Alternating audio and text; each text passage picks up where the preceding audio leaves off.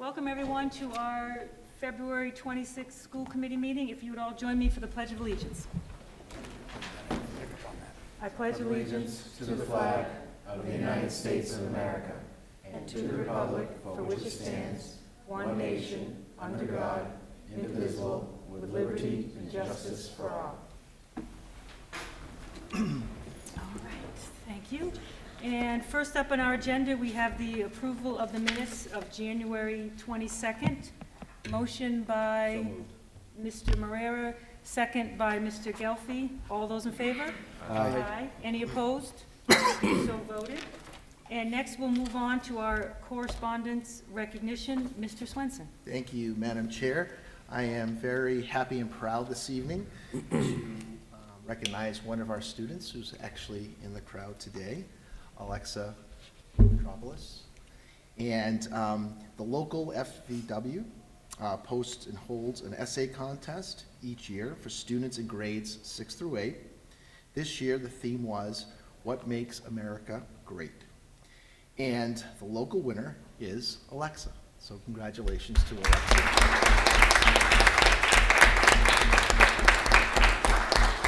What's so great about this is that Alexa took part in this essay contest all on her own, outside of school. Her ELA teacher expressed how proud she was of Alexa and her accomplishments. She described Alexa as an awesome and hard-working student who was a friend to all. And that teacher is also here, Ms. Jessica Looney. And just to let everybody know, Ms. Looney was actually one of my students at one point, so that's how old I am. So thank you, Ms. Looney, for being here. Also in the crowd to support her are her family and our wonderful assistant principal at the Williams Intermediate School, Mr. Clark. So at this time, I would invite Alexa up to the podium to maybe talk a little bit about the essay and then come up and shake the hands of the committee.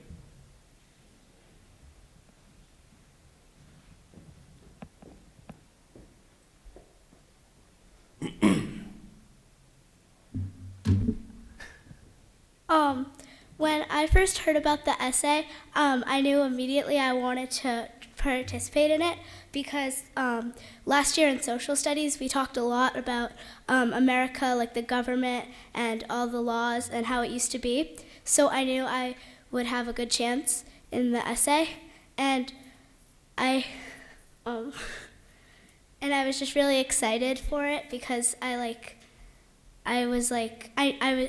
writing a lot, so I knew I could do well in it. And also we worked on a lot of writing this year with Miss Looney in ELA, so I felt confident about the essay. And I wrote it all in one night, and then I had the paperwork, and I was really excited about it.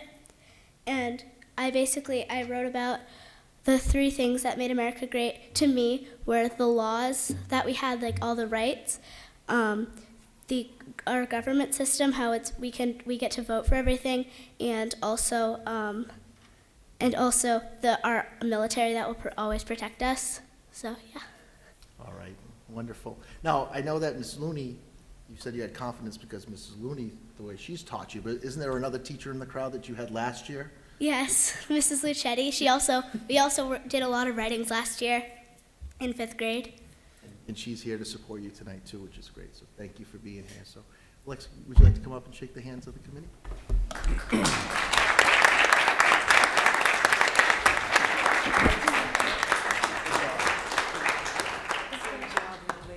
Good job, sweetheart.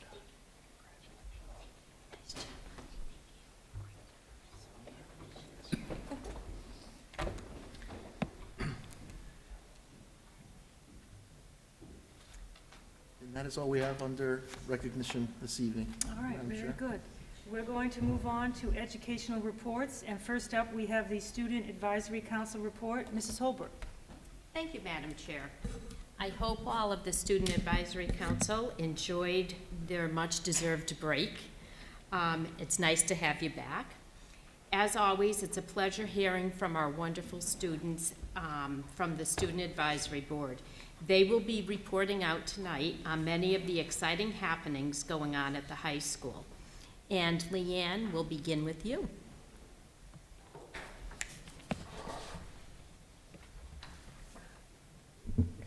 Hi, so I'm Leanne, as she said, and tonight I'll be talking about the Bridging Lives and the Rainwater musical production.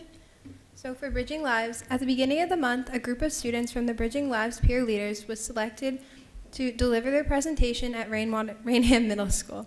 The middle school students were separated into two groups so that the presentation could be given twice, allowing for all students from all grades to attend.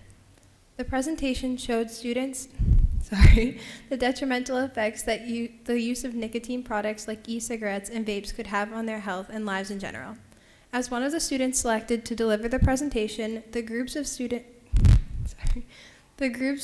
attending seemed to be very involved and attentive. Although when asked if they had heard of e-cigarettes before, almost every child raised their hands, they are unsure of how much damage this modern form of smoking could actually cause them.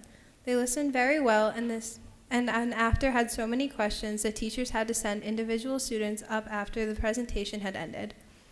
It was a great way to inform the students about the potential dangers of vapes while still keeping them involved and captivated.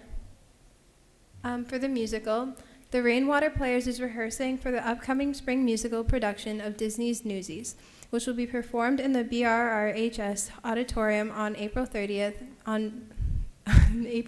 May 1st, and May 2nd. The Rainwater Players will be hosting two upcoming fundraisers in March to benefit Newsies.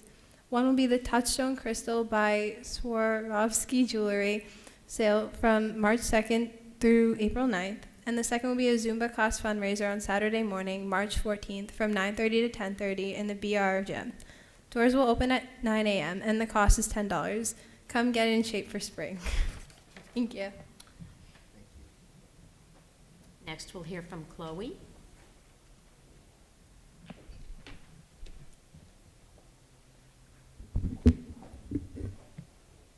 Good evening, school committee. Tonight I will be talking about Mr. BR and the Special Olympics basketball tournament. This school year, over 21 boys are competing in BR's annual Mr. BR competition. During the show, the boys compete against each other to win the title of Mr. BR. Over 50 girls are also planning on participating in this event. The boys will perform a dance for the opening act, and throughout the night they will also perform skits and partake in a costume competition, and finish with their formal walk.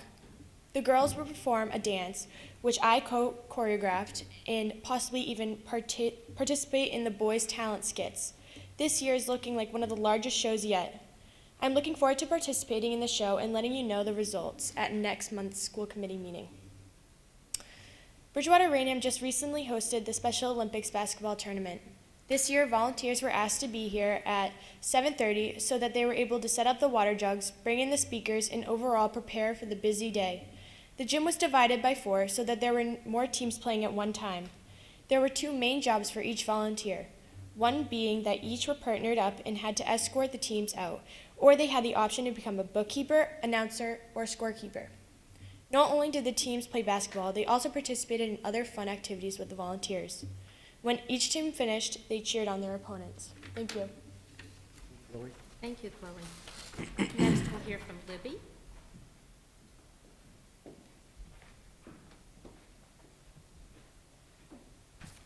Good evening. Tonight I'll be talking about the track banquet and Future Educators Club and TJ Squared. The track banquet was held on February 10th to celebrate the members of the track team on another great season. At the banquet, the track team got together to share a meal and reminisce on the highlights of the season. A slideshow of track pictures from throughout the season played through the dinner, showing the runners and their achievements. The seniors were grateful to look back at their last high school winter track season and appreciate the memories and the effort that they put into a great season. The families of the track and field team participated in the banquet and got to celebrate with their children and friends. The track and field team enjoyed getting together with family and friends to congratulate each other on their achievements and spend time with their fellow team members.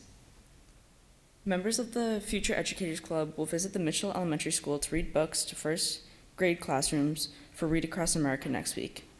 The students, led by their advisory, Mrs. White, are excited to partake in this opportunity and helpful endeavor. For TJ Squared, BR's TJ Squared robotics team is currently engaged in its 25th season and working on their new robot. This year's game is a Disney Star Wars collaboration and is called Infinite Recharge. Currently, the team consists of 45 student members, and 25 mentors, 25% of which are BR alumni. Most robotic teams have less than 25% female participation, but TJ Squared is proud to say that this year, 38% of their students and 41% of their mentors are female. TJ Squared's next big event will take place March 6th through the 8th at BR when they go up against 40 New England teams. The event is free and they would love to see you there to support them. Thank you. Thank you, Thank you, Libby. Libby. Next, we'll hear from Sarah.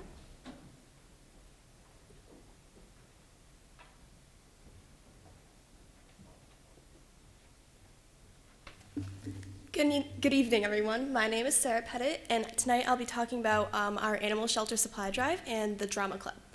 For the supply drive, as mentioned in our past update, the school committee student advisory board will be holding an animal supply drive for the Mascot Orphan Animal Haven, NOAA, as well for other local animal shelters. For the drive, items that would be appreciated include Purina kitten chow in a yellow bag, cat litter, toys, beds, pet store gift cards, treats, dog foods, and more. For a full list of all the items needed, see the flyers and posters hung around this high school, or high school students can ask their advisory teachers for more information. The drive begins on Monday, February 24th, and will run through mid-March. Any and all donations are appreciated.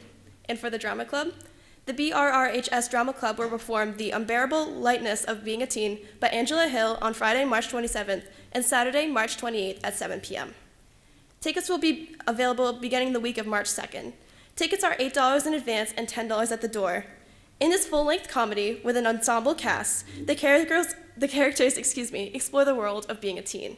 Those crazy 6 years that shape us all. Teen life, teen love. It's all about loving ourselves, our parents, and our teachers. Remember the angst, the drama, the stress. This show offers a night of learning, laughing, and remembering. Thank you. Thank you, Sarah. And now we will hear from Ian.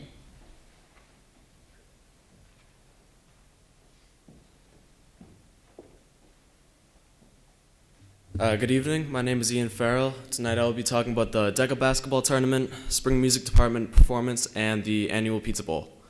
So the DECA is hosting a March Madness 3-on-3 basketball tournament on Thursday, March 12th in the BR Gymnasium. This event will be open to all BR staff and students at a cost of only $30 a team.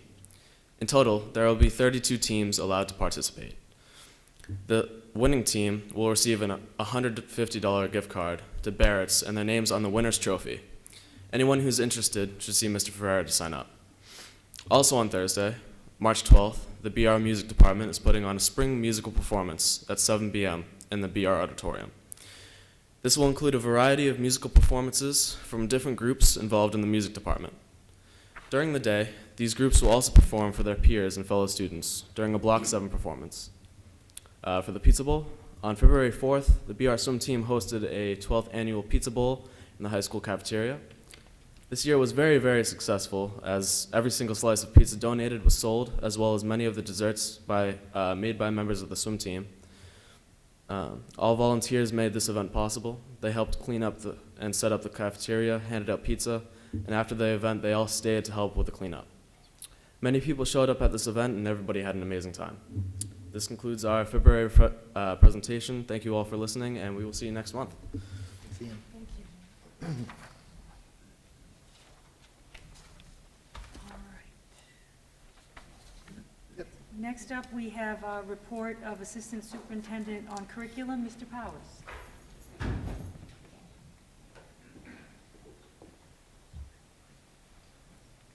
Thank you, Madam Chair, members of the school committee, Superintendent Swenson. I'm here tonight to actually give you an update on the upcoming MCAS schedule. As you know, the testing season is upon us, so I just wanted to once again reiterate how important this is for our students and obviously our staff as well and our district as a whole. Currently, as you know, MCAS is given to students in grades 3 through 8 and then at the high school level. Currently, we're scheduled for students grades 3 through 8 ELA sometime between March 30th and May 1st. The reason why I don't have specific dates for you is it does vary by school, and obviously our principals are sending out specific testing dates to their families. But the way the state sets it up is that they give you a testing window, and within that testing window, you can administer that particular test any time during that testing window.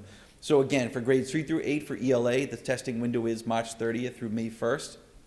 For mathematics, for grades 3 through 8, it's April 27th through May 22nd. And for science, technology, and engineering, just for students in grades 5 and 8, April 28th through May 22nd. The high school is a little bit more prescribed in terms of their testing dates. They don't necessarily have a window, such as the grades 3 through 8 students. So currently, right now, our grade 10 ELA students are scheduled to take their exam on March 24th and 25th.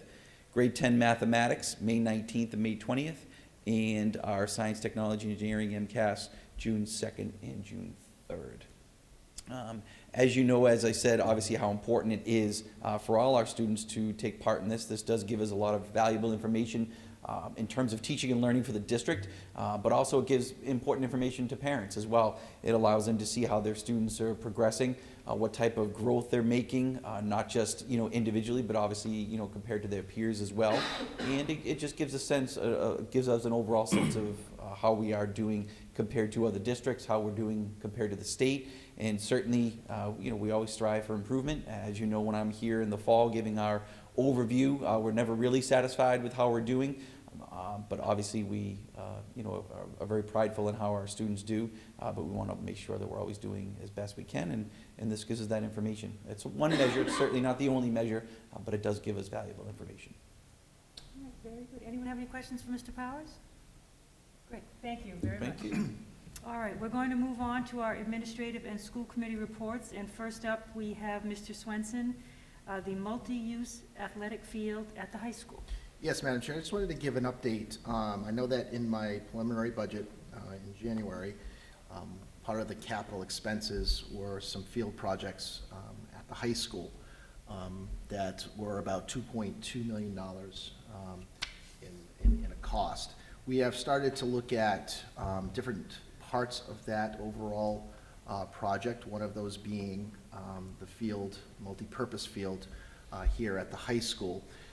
We realized that $2.2 million is obviously rather costly in a one operational budget, and we started to think about if we would have to possibly prioritize some of those projects. Right now, having those internal conversations, if we were to prioritize a project, it would most likely be the multi-purpose field here at the high school. Only because it is a situation where we had what's called a GMAX test last spring on that field, and there is concerns with it, and the life expectancy of that field has come to life end for it. There's usually about 10 years life expectancy on that field. Right now, it's being deemed unsafe to use in the upcoming fall. With that being said, if we do want to move forward with a project to resurface that field, it's about a cost of $450,000. We have had conversations with representatives from Field Turf, which is one of the largest field turf companies, not only throughout the Commonwealth, but throughout New England and the nation at large. They actually do the field turf replacements at Gillette and have done a lot of different fields throughout the Commonwealth over the course of the last few years as high schools have transitioned to turf fields. With that being said, we had the representative come in a few weeks back, and they did present us with an option to get some real high quality materials in this project. It would be considered what's called an overlay project, which means that they would take the existing field, they would roll it and brush it out to level it out and redistribute some of the pellets that are underneath. It's a rubber pellet system under the existing field. And then at that point, put new fill over that field, and then the top cover or the carpet of the field would be really the high-end materials that we really truly want, that really truly then has a life expectancy, they say, from anywhere from 10 to 12 years. So we're really trying to get into a position where we can get high-quality materials that maybe we don't necessarily have to do a project every 10 years. So I think this is definitely the direction in which to go. There have been some communities, not here in New England. We would be the first here in New England to have this overlay project, but we did have some contact with some schools out in Chicago who have done this, who obviously have a similar, if not worse, weather pattern than we have, throughout the winter months. And they are ecstatic about the product and the project, and have, really are glad that they had gone into that direction. So just kind of wanted to give an update to the committee. We're going to continue to work with this individual from Field Turf.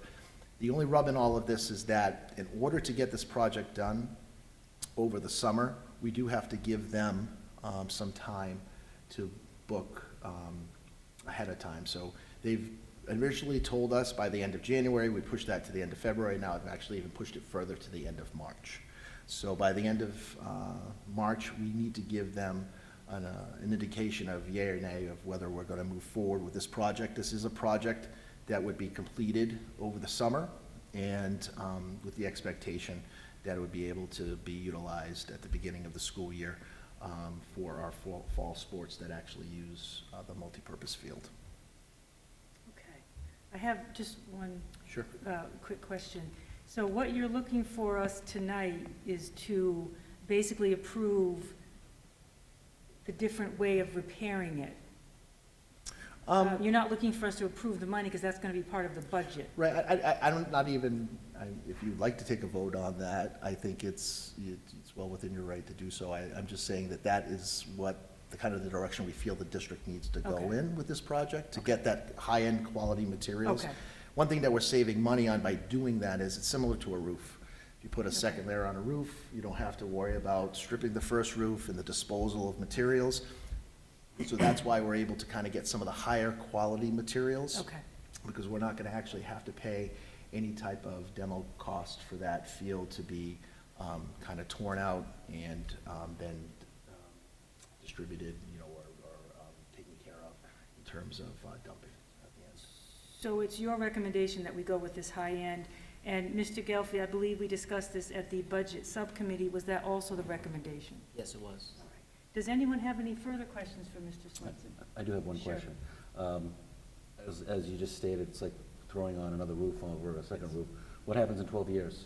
Then you're going to have to Redo the whole thing, you gotta pull Yes. both. Correct. So what we've actually talked about doing, though, Mr. Marrera, knowing, and this is no fault of anybody who used to sit in my seat or a committee seat when the school was initially built, hindsight's always 20/20, right? So we know now that the life expectancy piece is every 10 years. So what we want to do is start to really kind of put monies away through our stabilization account, so that in 10 years, there's money sitting there that hopefully would cover the entire project, may not, but it'll be less burdensome to the towns that we're going out to, for the assessments for this. So we have had conversations about increasing our stabilization account annually to kind of take on some of these larger projects that are going to be coming down the pike. Okay, thank you. So would you like us to vote this recommendation? All right, so motion to approve the update of the multi-use athletic field at the high school. Motion by Mr. Marrera, second by Mrs. Holbrook. Any further questions? All those in favor? Aye. Any opposed? So voted. Thank you. Very much. And just so you know that once we get further into the budget season and we kind of realize where we are, folks from Field Turf said they would be happy to come to a school committee meeting and put, a demonstration on for you and a presentation to kind of show you how the process works. So this $450,000 is going to be incorporated in this year's budget? Correct, as a Okay. capital expense. All right, Yes. very good. Next up, we have our budget subcommittee update. Mr. Gelfi. Thank you, Madam Chair. Budget Subcommittee meeting was held on February 11th at 5:30 in the Superintendent's Conference Room. Members present were myself, Dr. Prewandowski, Mr. Dolan, and Mrs. Holbrook. And also present were Mr. Swenson, Ms. Macedo, Mrs. Madugal, and that's it.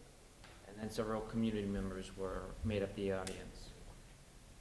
FY20 budget report. Mrs. Macedo updated the budget committee on the circuit breaker funds, the OT, PT lines, substitute and electricity lines. And Mr. Swenson stated that the district is working with the town of Bridgewater to utilize some available credit incentives to help with the electricity line. And we did the motion already, so FY '21 budget. The budget subcommittee began its work on the FY '21 budget proposal. The morning session, the working session, included potential areas to cut from the superintendent's original proposal and what the budget will look like using a 2.99% increase promised by the town of Bridgewater. That percent increase will mean all items from the original FY '21 budget requested by the superintendent will be wiped clean, with further cuts needed in other areas. Mr. Swenson brought the Title I grant reduction to everyone's attention. The Title I grant pays for several salaries of several teachers who provide specialized reading services. The reduction would directly impact staffing, leaving the district with the same number of students requiring services and fewer teachers to provide them. Ms. Macedo reminded everyone that the practice of depleting the facility's rental and E&D accounts will leave the district in jeopardy of lowering its bond rating should funds dip any lower than they currently are. The subcommittee requested that Mr. Swenson arrange a meeting with representatives from the towns to discuss the budget. The meeting was adjourned at 7:19. Next meeting will be Tuesday, March 10th at 5:30 in the superintendent's conference room. And the public hearing is Wednesday, March 11th at 7 o'clock in the high school auditorium. Public is welcome to all of the meetings. Very good. Thank you, Mr. Gill. All right. Next up, we have our policy subcommittee report. Mrs. Holbrook. Thank you, Madam Chair. The policy subcommittee met tonight at 6 p.m. here in the lecture hall of the high school prior to the school committee meeting. The following members were in attendance: Mr. Rich Florence, Mrs. Rachel King, myself. Also in attendance was Mr. Derek Swenson, the superintendent, Mr. Paul Jovelos, the director of student services, Mr. Ryan Powers, the assistant superintendent, and the recording secretary, Mrs. Judy McDougall. Two policies were brought forward to the policy subcommittee and were included in your Google Drive for review. Policy JKAA, physical restraint and behavior support policy, and policy JICFB, anti-bullying. These two policies do not require a second reading because the policies have to reflect the state-mandated language.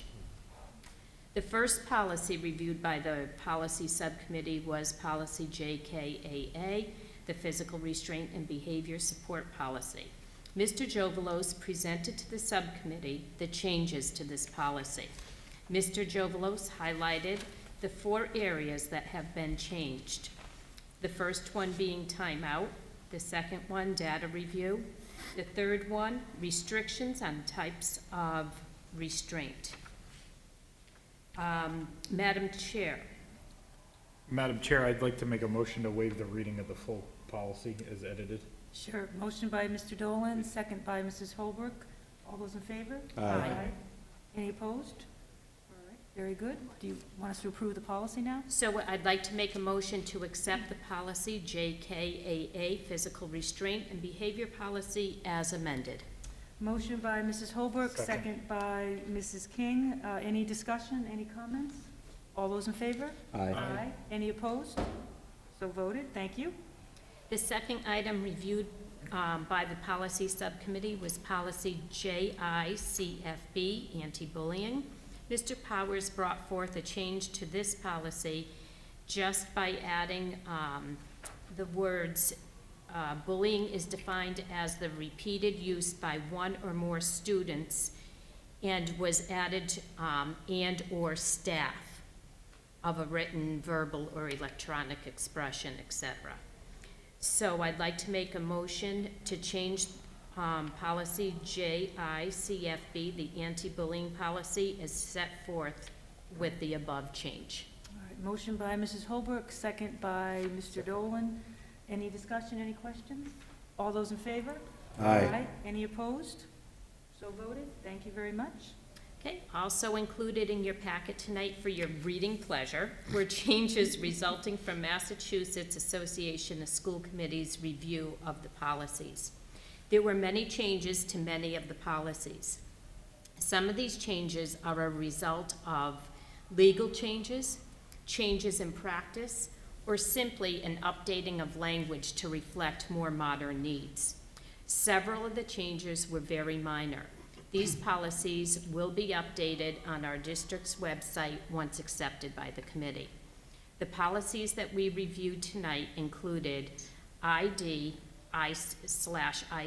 school day, school calendar, policy IE, organization of instruction, policy IGA, curriculum development, and policy IGD, curriculum adoption. So I'd like to make a motion to accept the housekeeping changes to those policies. Motion by Mrs. Holbrook, second by Mrs. King. All those in favor? Aye. Any opposed? So voted. And that concludes my report tonight. Thank you very much. All right, we are going to move on to the Mitchell School Building Project update. Mr. Swenson. Thank you, Madam Chair. Since our January 22nd, 2020 school committee meeting, our school building committee has met once, and our working group meeting has also met to further discuss the schematic options within the design development phase. At the Monday, February 10, 2020 school building committee meeting, our OPM provided an update on the progress of the DD schematics, a progress report, and budget, a project budget. The designers provided information regarding plan updates, space summary, and DD drawings for cost estimators that are going to those cost estimators as we speak. The focus of our Wednesday, February 19th, 2020 working group meeting was to discuss the current parking lot design within the DD schematics. Our Director of Facilities, Bob Pacheco, along with 3 members of our district's maintenance department, provided the architects from RDA input regarding curbing and lighting design for the parking lot area within the site. Some of the major feedback revolved around designing a parking lot that was not only safe, effective, and efficient for bus and automobile traffic, but also for snow plowing purposes as well. This was a very beneficial meeting, and the information that was provided to the designers will now try to be attempted to be incorporated within the DD schematic. A walkthrough of the George Mitchell Elementary School was also conducted at the duration of the Wednesday, February 19th, 2020 working group meeting, and it was officially determined that the site is ready condition for demolition in mid to late May. I would like to take this opportunity to thank our Director of Facilities, Bob Pacheco, our IT Manager, Mr. Michael Shantz, and the members of their respective departments who all assisted in the removal of declared surplus items from the George Mitchell Elementary School as means of preparing the site for demo in May. Please know that your efforts are recognized and greatly appreciated. Please note that the School Building Committee will continue to act on behalf of the district to oversee the development of each design stage and approve submissions to MSBA at the end of each phase. Just a friendly reminder that all School Building Committee meetings are open to the public, and citizens of Bridgewater are encouraged to attend as means of remaining updated on the progress of the project, as well as providing feedback during public comment. The next School Building Committee meeting will take place on Monday, March 9th, 2020, at 6:30 p.m. at the Academy Building in Bridgewater. And that is our update. Very good, thank you very much. All right, and I believe we do not have a personnel update tonight. Not this evening. All right, very good. So we are going to move on to new business. And first up, we have the superintendent mid-year review.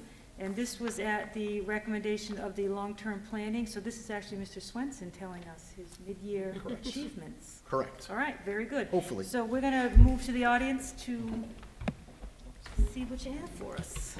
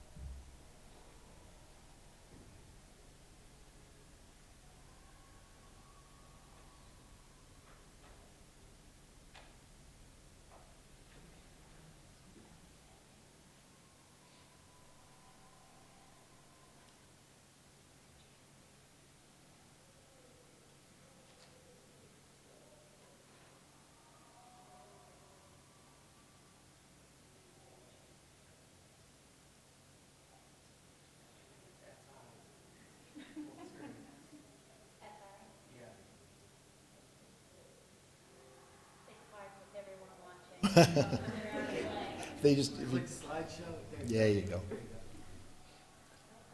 Thank you, Judy. Appreciate it. Thank you for allowing me this opportunity this evening to speak on my mid-year review in regards to my goals and educator plan. As Madam Chair stated, that the long-range planning committee came up with the idea of presenting a mid-year review of where I currently am in regard to my goals and educator plan. And the three leadership goals are really, first, a professional practice goal, and then it is a student learning goal, and finally, a district, and two district improvement goals. So basically, the administrative team, the goal here for the professional practice would be the administrative team will embed the district plan, its pillars, and action steps in site-based and district-wide communications. As you know, last year, we began to bring forth to the committee the idea of a new strategic plan, which was our student success plan. And part of this was to have that plan in place in order to be implemented for this school year. And we are obviously proud to say that through the hard work of our team, we were able to do that. And part of this was to, and this goal was to announce that the 2019-2023 Student Success Plan was in place, and that was to take place at our August meeting, which we in fact did. This is our Student Success Plan. We all know this by now, and we've actually tied my preliminary budget into the Student Success Plan, and these are the four pillars now that drive our budget and drive our district in terms of initiatives that we want to complete by 2023. That is safety, safe and support schools, curriculum and instruction, technology and facilities, and some of my goals have been tied in to these actual pillars.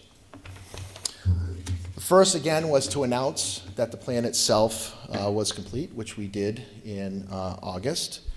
We also, the long-range committee and the approval of the full committee, wanted to have me provide evidence that we are facilitating meetings with a focus on these pillars, which we do, and Judy's been kind enough to create a Google Doc where we have actually been able to add evidence to. And throughout the course of the year, beginning right in the summer with our admin retreat in August, and throughout the school year, we have a number of different type of meetings that take place every Monday morning. In my office, the central office staff comes in for our weekly management meetings. That is comprised of myself, Mr. Powers as the assistant superintendent, Ms. Macedo as the business manager. We have our HR manager, Mrs. Gormley there. Mr. Jovelos represents student services, Mr. Pacheco, facilities, and Mr. Shantz, technology. So at those meetings, we discuss a lot of things that actually are initiatives within our student success plan and things that we are going to move forward with that week or in future dates throughout the school year. We also talked about building relationships with collective bargaining units, which I have begun doing this year. We have been meeting at times when any issues do come up. We will schedule meetings with either the president of BREA and grievance chair or any shop stewards from the other collective bargaining units as well. We can provide the dates of those meetings as well within the Google Doc. Also, we are obviously moving now into negotiations with all of our collective bargaining units eventually, so this kind of ties into that as well. The second leadership goal would be student learning. And the goal throughout the school year, I will monitor, evaluate the action plans within the Student Success Plan, Pillar 2, establish a cohesive, rigorous, district-wide system of teaching and learning. And I've kind of just blown up that section of the Student Success Plan. In the Strategic Initiative 2.3, develop curriculum maps and assessments that will ensure vertical, horizontal alignment of curriculum. And throughout this school year, the 2019-20 school year, administration, lead teachers, department heads have begun a multi-year revision and/or development of grade level and content area curriculum maps that align with the Massachusetts Department of Elementary and Secondary Education's framework. So this is going to be an ongoing process. This is a very daunting process for us. It's a real cultural shift for some of our teachers as well. So Mr. Powers has done a wonderful job along with Mrs. Richards to begin working with our teachers, kind of giving them an overview of what the curriculum map process is all about. And hopefully by the end of the year, we'll have some samples of curriculum maps that may be near completion, but also just some evidence of the progress that our teachers and administrators are making. Our leadership goal 3, district improvement. The first one, throughout the year, I will monitor, evaluate, and accomplishments of the action plans. Pillar 1, safe and supportive schools. And within this one, we have 2 initiatives. The first one, to develop a multi-tiered system of instruction and supports that meets the academic, social, and emotional needs of students. And so far throughout the 2019-20 school year, members of the administrative team have attended 2 statewide Massachusetts Department of Elementary and Secondary Education multi-tiered system of support professional development opportunities. I've actually attended one with a team earlier in the school year. After that fall conference, it was determined, however, that additional information and professional development was required prior to completing the MTSS survey. Mr. Powers has continuously provided professional development to our administrative team utilizing the MTSS mobilization guide and MTSS video learning modules. In fact, today at our administrative council meeting, we did some of that work with those modules. And these are during our scheduled administrative meetings throughout the school year. The MTSS survey will be completed by the administrative team prior to the close of the 2019-20 school year. Going on to 1.4, maintain and improve security protocol procedures throughout the district. During the spring and summer of 2019, the administrative team began exploring options for a consistent security protocol for visitor and guest management. As you know, all of our buildings and central office have a number of visitors to our building each and every day. In the fall of 2019, the district successfully implemented the Raptor School Visitor Management System at all of our sites, including central office. Also, throughout the 2019-2020 school year, the administrative team has begun developing specific emergency response plans that outline how to proactively prepare for emergencies, how to respond during emergencies, and how to recover and unify post-emergency. Our goal is to have all schools have consistent emergency response plans that address prevention, response, and unification by the end of this school year, 2019-20, with full implementation at the start of the 2020-2021 school year. Throughout the 2019-2020 school year as well, the district's social emotional learning team have continued to meet and develop consistent district-wide resources for all student and staff, pre-K students and staff throughout the district. I'd like to thank Mr. Powers for all his work that he's done and all the folks that are part of that program. I know that they've been, that team, they've been here to present in the past, and I was able to attend a meeting a few weeks ago, and they're doing outstanding work, and hopefully they'll be able to share that information with all of our schools and hopefully, again, continue to implement all of that ESL learning throughout our district. Leadership Goal 3, District Improvement Goal number 2. Throughout the school year, I will monitor and evaluate the action plan within the Student Success Plan, Pillar 3, ensure equal access to technology that is effective and efficient, and meets the educational operational needs of the district. I would like to thank Mr. Shantz for all the work that he has done to this point. This is a very daunting task as well, and the IT manager is responsible for drafting and revising the technology plan that will be complete in June of 2020. The district's technology plan has not been updated since 2012. The IT manager has begun doing so by reviewing the current state of district technology devices throughout meetings with our building principals. These conversations also pertain to future needs of instructional technology throughout the district, as well as developing a replacement cycle for all of our devices. And during the 2019-2020 school year, the IT manager and team have begun conducting an inventory and assessment of the technology infrastructure, especially our network switches, wireless access points, and have begun preparing a plan to repair, upgrade, or replace identified elements within the existing framework. So that is just kind of a brief update as to where we are. Where I am actually, but with the help of many, many people underneath me, which I cannot do my job each and every day unless each one of them do the outstanding jobs that they do. That being my central administrative team, my building principals, assistant principals, teachers, paraprofessionals, and all those folks, support staff folks that work throughout our district to continue to move it forward. So if you have any questions, I'd be happy to answer them at this point. Anyone have any questions? If not, thank you very much, Mr. Swenson. Before we go back to our seats, can I have a motion to take the calendar out of order? Motion by Mr. Dolan, second by Mrs. Holbrook. All those in favor? Aye.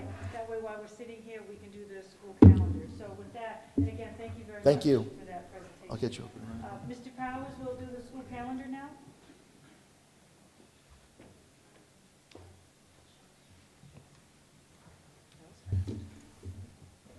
Thank you again, Madam Chair, members of the school committee, Superintendent Swenson. I am here tonight before you to present the 2020-2021 academic year calendar and calendar of important events.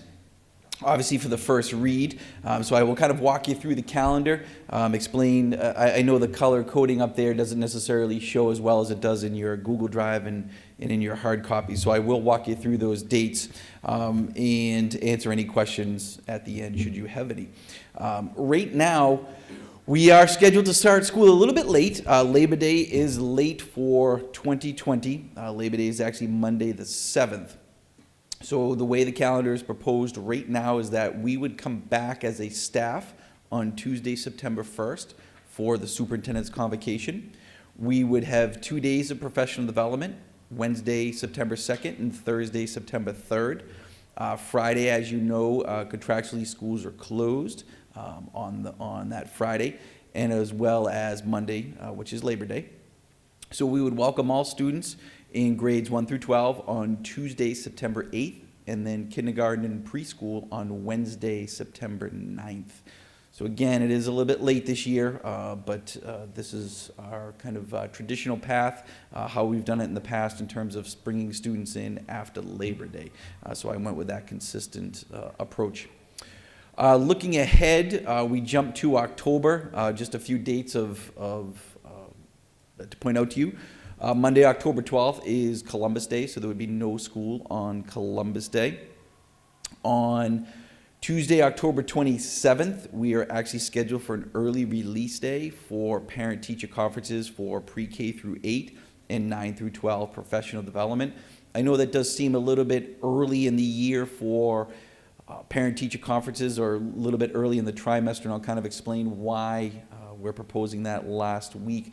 It's actually, believe it or not, roughly halfway through the first trimester. 2 years ago, we proposed having conferences before the end of the trimester, as you know, which is in December. Teachers and even feedback from parents felt as though that waiting until sometime in December to have a conference was a little bit too long, given our change from semesters to trimesters. So they would like it early in the trimester. We tried to shoot for the beginning of November for the most part, but as you can see, the first week in November, we actually will have the presidential election. So there'll be no school on Tuesday the 3rd. I know in the past we've tried to avoid having weeks where we have multiple days, either early release or days off in the same week. So that's why I moved parent-teacher conferences up to October 27th. So that's the tentative date for parent-teacher conferences. So again, it would be an early release day. That first week in November is the 3rd. Obviously, Tuesday the 3rd is our presidential election. And as you know, we would expect a high turnout. So with the presidential primary next week and then with the election, we have proposed not having school on those days. The next colored day up there you see is red. On the final calendar, you will not have the red and orange blocks. I just put those there for your reference. Those are just signifying the end of a quarter at the high school. Red and signifies the end of a quarter, and orange is the end of a trimester, just so you can kind of get a point of reference of when the terms will be ending. But on the final calendar, we typically don't include those color-coded dates because they're on the calendar of important events. The following week, we actually, again, will have no school on Wednesday the 11th due to Veterans Day. So then we have one full week after that, and then we're into the Thanksgiving break. So Wednesday, November 25th, we'll have an early release day, as it is the day before the Thanksgiving recess, and then no school Thursday and Friday, the 26th and 27th of November, which then brings us into December. Again, December 7th would be that end of the trimester, so really nothing for you to worry about, but just obviously it's on there for you. Wednesday the 23rd, December 23rd, would be an early release day, as it is the first day before the winter break. So we would have no school December 24th through December 30th, through December 31st, and then obviously Friday, January 1st is New Year's Day, so we would not have school, so we would return from our winter break on Monday the 4th. You can see in January again, January 18th is no school due to Martin Luther King Jr. Day. The 28th does signify the end of the second term, second quarter for the high school, so that's why that's there, again, just for your point of reference. February, we get into, obviously we have our traditional February vacation, the 15th through the 19th. We jump ahead to March. March 3rd would be an early release day. As you know, we typically, with the exception of this year because it is the presidential primary, have scheduled an early release day in the beginning of March for teacher professional development, especially around MCAS and getting ready for the administration of those tests. And then the 24th, again, the 18th is the end of a trimester, just there for you. But the 24th would be an early release day for the purposes of parent-teacher conferences for our students in pre-K to 8, and obviously 9 through 12 would have professional development. Moving ahead to April, Friday, April 2nd would be no school for Good Friday. And then our traditional April school vacation, the 19th through the 23rd. Looking ahead to May, May 31st is Memorial Day, so there would be no school as well, and that brings us to June. And as you know, we have to establish 2 dates in June, one calendar being 180 days, and then we have to build in 5 days in the event that we have any school cancellation. And as I explained every year, those 5 days are somewhat arbitrary because if we have 6 days off, we have to make up 6 days. If we only have 3, we only have to make up 3. But the department likes us to have 2 end dates in mind, one with 180 days, and then one if we have 5 school cancellations. So right now, our tentative last day of school is Monday, June 21st with 180 days, and the second day is June 28th with 185 days. So those are our tentative dates. I won't necessarily go through all the other dates with you because they're so fluid and subject to change. But as you know, we have our calendar of important events that establishes open houses. It does get into greater detail in terms of when the terms close, when report cards close. I mean, I can show those to you, but depending on whether those may change, where these dates are, with the exception of the end of the school year, are set in stone. I'm happy to, again, review those. They're in your packet, but those dates are somewhat flexible in terms of their occurrence, but I'll defer to the committee on that. The only other thing that I would potentially propose to you would be looking at the end of the school year, specifically for kindergarten and for preschool students. Right now, our current process for our kindergarten and preschool students, incoming preschool and kindergarten students for the following year, is to screen them throughout the spring. Actually, Ms. Medeiros, I'm sure not too far away, will be scheduling our preschool screenings for next year. Kindergarten, we typically schedule in May. One idea that I would like to propose to you, and something you can mull over, whether it's even for this year, or potentially even, when I say this year's calendar, meaning next school year, or possibly even the year afterwards, is the idea of scheduling screenings at the end of the school year. So we would release kindergarten and preschool a number of days early to conduct screening. One of the issues we run into now is when screenings take place, we have substitutes in the building. For example, on any given day, we may have to hire 5 substitutes at the Mitchell to conduct screening. That's just to cover the classroom teachers. We have SLPs involved, we have Title I involved, we have ESPs involved. Everybody that's available is involved in screening. One of the issues we run into is we don't always get subs. So we may be short a teacher for screening. Teachers can't be involved in that because there's nobody to cover their class. We would average throughout the spring about 27 substitutes between Merrill and Mitchell over a course of roughly 2 weeks. The way it's scheduled now, Mitchell schedules 1 week and then Merrill schedules the following week. So we average about 27 subs we would need during that time period. This would eliminate the need to hire substitutes. We would be able to have all hands on deck. All of our kindergarten teachers would be involved. All of our preschool teachers would be involved, as well as other support staff. So it's something that I wanted to propose to you. Again, it's something that you can think over. I'm happy to discuss further, take any questions on that. But the idea would be, especially the first year, we want to make sure we have enough time to screen everybody, just because we would be doing it a little bit different. So we would propose that kindergarten and preschool would end the school year 3.5 days early. So if you're looking at the proposed calendar up there, the last day of school is the 15th. So we would end the last day for preschool and kindergarten would be proposed as Tuesday the 15th. 16th, 17th, and 18th would be screening. And then the 21st, the preschool staff and kindergarten staff would work with building administration on creating class lists and getting kindergarten organized for the following fall. So that's just one other, I didn't necessarily want to show it on the calendar because I wanted to, present it to you to get your feedback or answer any questions on that. It is somewhat of a change, so it's, I'm sure there may be questions, but it's something that we're just looking to be a little bit more efficient and effective in our screening process. We're also looking at new screening tools to make sure we're gathering the important information that we need during screening in order to have a better understanding of our incoming students. But at the very least, here is the tentative 2021 academic year calendar for all of our students as it currently stands. And again, happy to go over that second page, but I didn't want to necessarily take too much time telling you when the open houses are, because that information will all be shared with parents. Anyone have any questions for Mr. Powell? I do, but do you want us to go back up? Yeah, I think we can go back.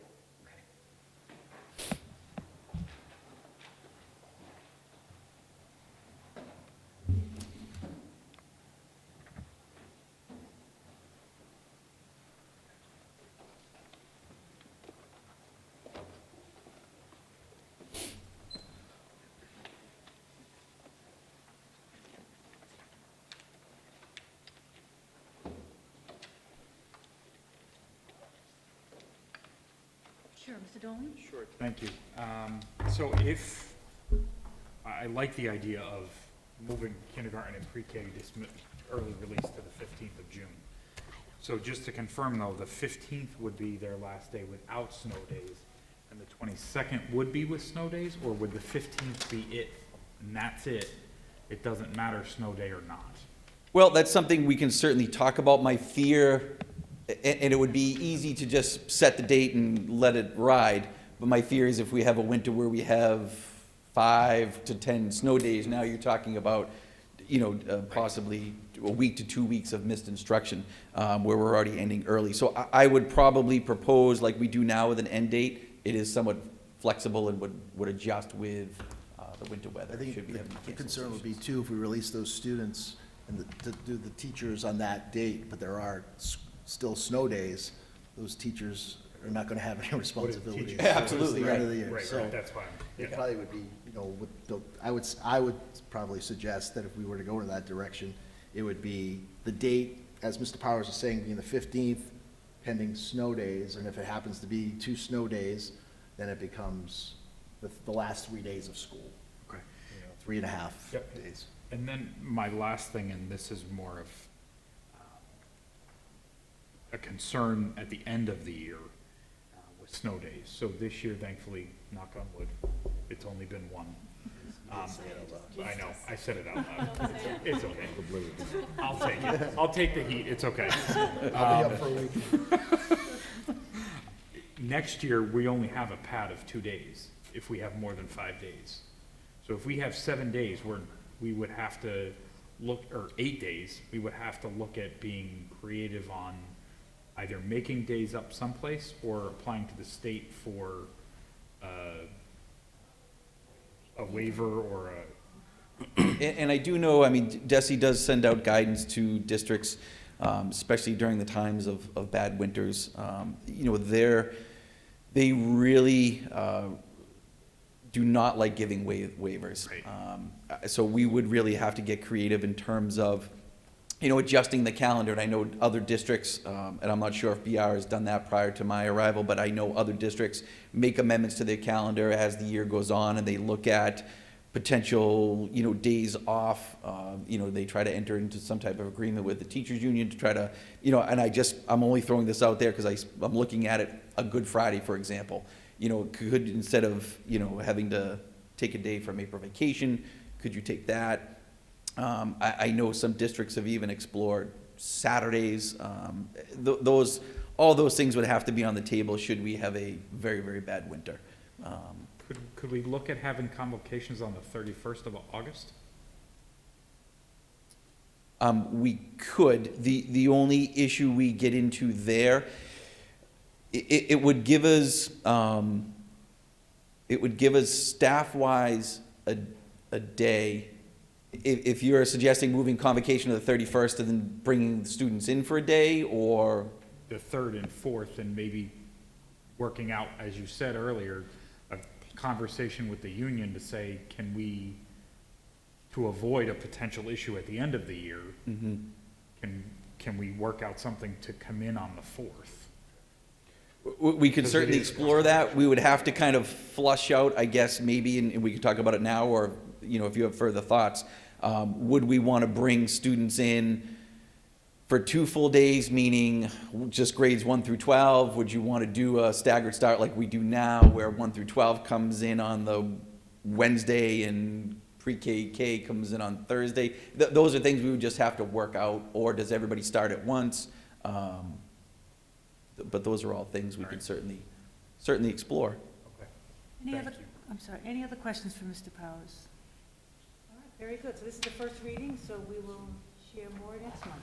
Sounds good. All right, Thank you. very good. Thank you, Mr. Powers. Thank you. All right, next up, we have the high school course selection. Ms. Watson.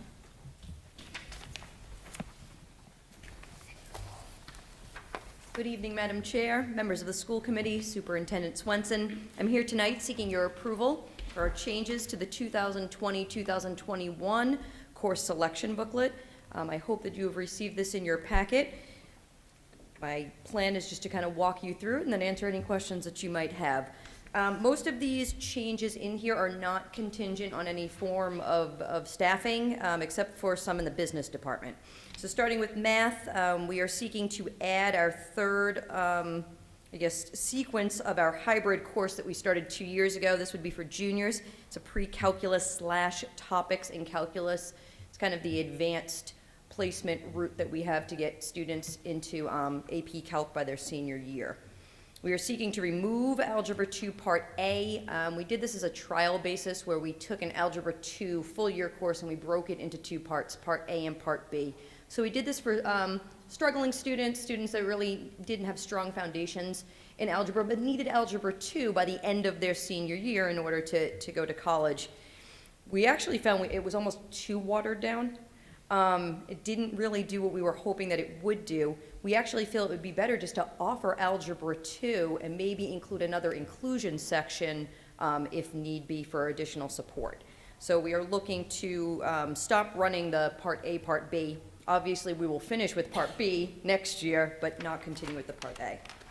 We are looking to remove the accelerated section of selected topics. Selected topics is not truly, by definition, an accelerated course. It will remain an academic level course, but we don't feel it does justice to offer it at the accelerated level. In terms of business, one just name change. We're looking to change the name of Introduction to Business to Principles of Business. More of a superficial change than anything else. We do want to add an investing fundamentals class. We would love to be able to do this. This one is a little contingent on having an additional body. We're down to 4 people in our business department because we lost a member last year and that position was not replaced. So if we're lucky enough to get it, that would be great. Just an excellent class for the students. We are looking to bring back business law as well. It was a very successful class here for years, so we are looking to bring that back. We're looking to add an accelerated section of programming and design.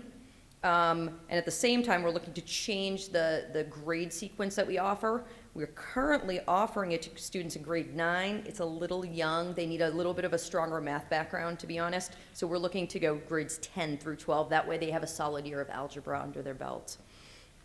So some of those are contingent on a staff member, some are not.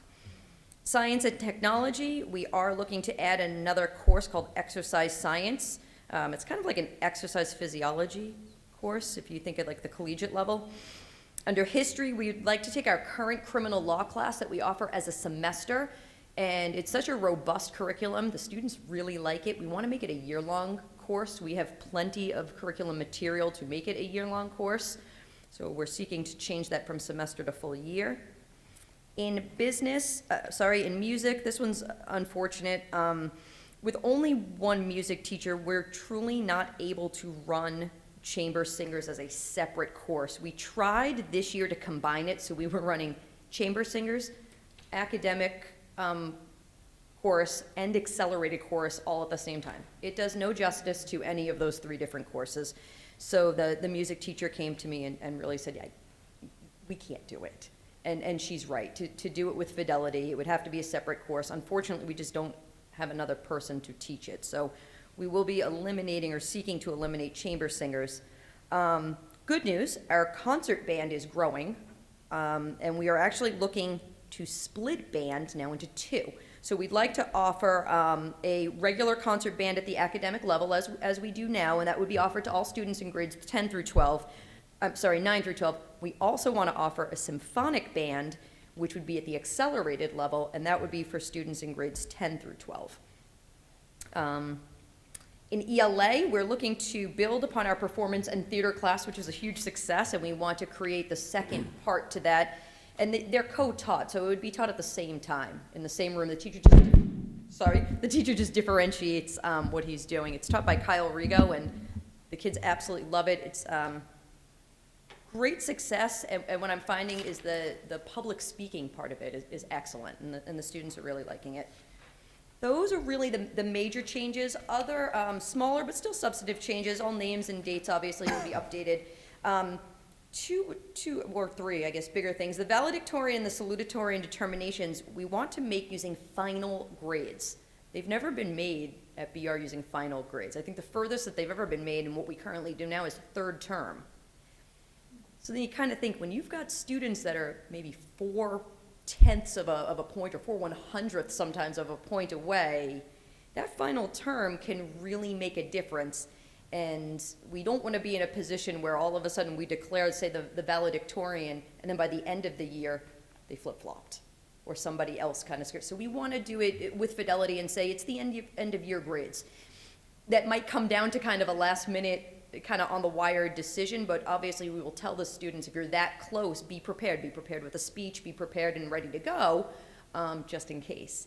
But it lets them kind of fight to the finish, which we like as well. We don't want them to give up kind of too early and say, I've got this in the bag. Also, the GPAs are going to be made available to parents. online twice a year, at the mid-year mark and then again at the end of the year. We get a lot of calls throughout the year to calculate GPA, and it's really not accurate unless it's like an ending mark. And then lastly, that dual enrollment classes, just to reiterate that they're not actually calculated into a student's GPA, class rank, or honor roll. Not that we've ever had a problem with that, no one's ever questioned us on it, but we thought just to be transparent and clear so that parents do know that dual enrollment doesn't get calculated into any of that. And those are our changes. I just have a quick question. So if I take a dual enrollment class, am I almost being punished in terms of my GPA, or is it just null and void? No, it's actually, we encourage the dual enrollment because you're kind of getting a twofer. You're getting college credit, but you're Right. also getting high school credit, and you're getting it at a much less cost. So it just doesn't get calculated in overall to your Okay. GPA. Does anyone else have any questions for Ms. Watson? One. Ms. Watson, so when you look at, say, the exercise science, which I think, I dig that one, is that for a full year, meeting daily? Or how's that going to work? So think of it as a biology class. Okay. Biology, physics, so it will run in the science department. It will be run from a science base, but they'll talk about the understanding of the effects of exercise, muscle changes, cardiovascular changes, energy expenditure, metabolic changes. So because it's under the science department, it's not under the phys ed department? No, they will not be necessarily down in the gym, but they will be doing things, and we'd love to see some cross-curricular stuff with, like Lorna Hickey and members of our PE department. We think that would be fantastic. We want to use real data to make it very applicable, and for, if a student's not comfortable using real data, or for whatever, we'll have fake data set up as well, but we have some good ideas. Actually, Jeff Souza is the one who proposed it, and he's our track guy as well, so he's all into this. It's great. Did you say that was, it's in the budget, you didn't advocate for That's science? nope, that's not a budgetary thing. That's just a section that we would propose to run. Okay. Any other questions for Ms. Watson? Sure, Mr. Dolan. Just to clarify, is the investment fundamentals the only one contingent on budgeting? In all honesty, I believe investing fundamentals and to bring back business law, they both might be, because we're kind of at capacity now, so I can't foresee bringing in two other sections unless they replaced something else. And sometimes that could happen if for some reason a course doesn't run. If Principles of Business, runs at one less section, we might be able to offer one of these, which is great. Okay, thank you. So could I have a motion to change the course selection book for the high school for 2020 to 2021? Motion by Mr. Marrera, second. Second. By Mr. Dolan. All those in favor? Aye. Aye. Any opposed? So voted. Thank you. All right. Next up, we have the 2019-2020, I'm taking it ESY as extended school year? Correct. Dates. Mrs. Maderas. Thank you.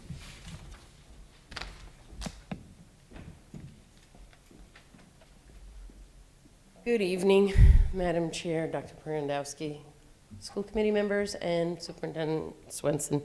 Yes, extended school year is ESY. Just to be clear, it's summer programming, but it's different than, I think sometimes people get confused with summer school and extended school year. Summer school is sometimes offered for payment for recoupment of credits for students who fail during the year or somehow don't do what they need to do during the year and then have to go to summer school.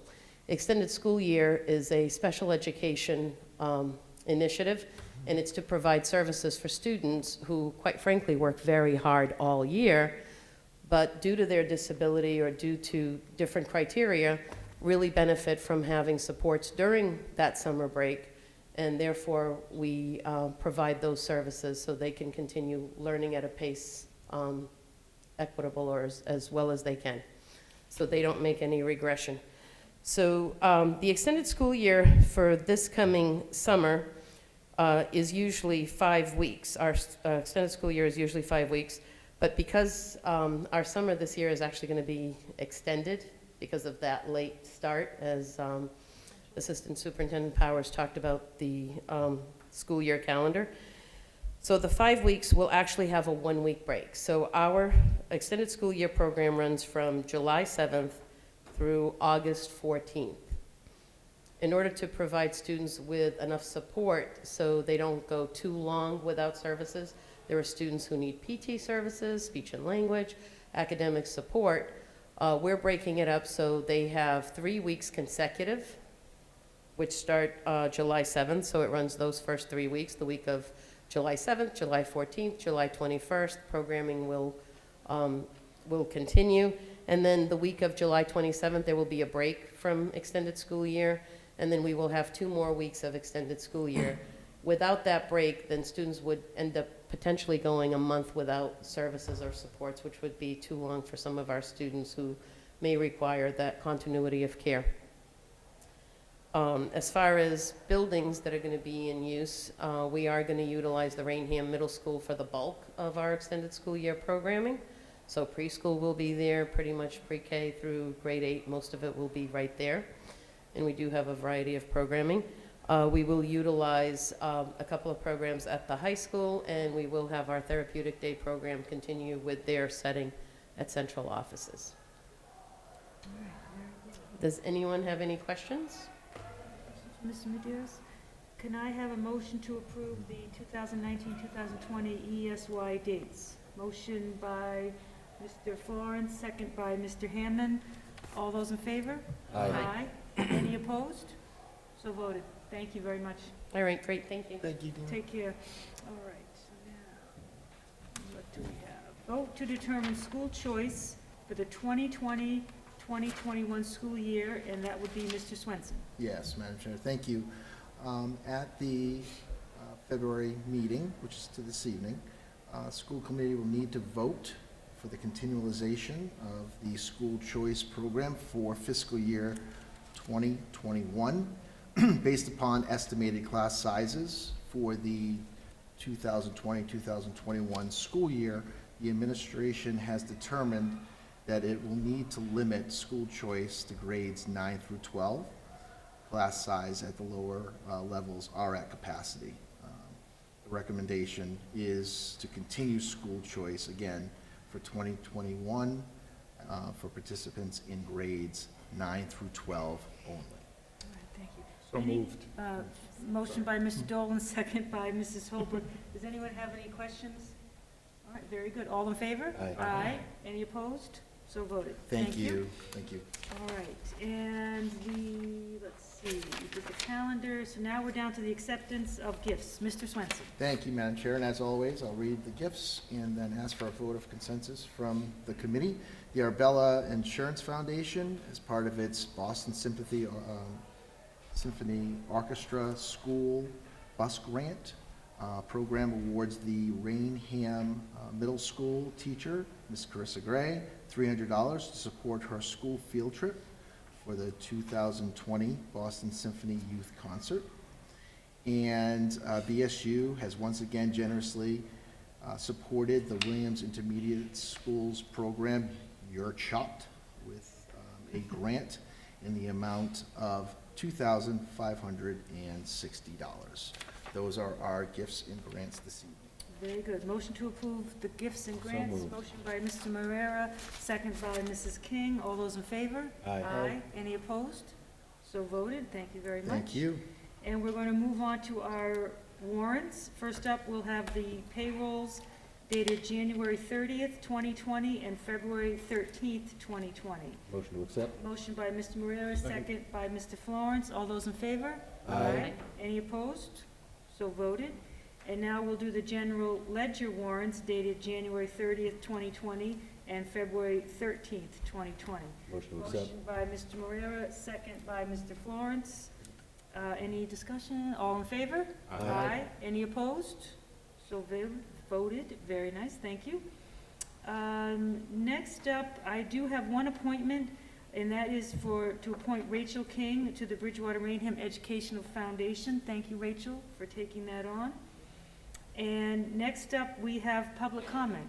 Would anyone like to speak? All right, very good. And does anyone have any announcements?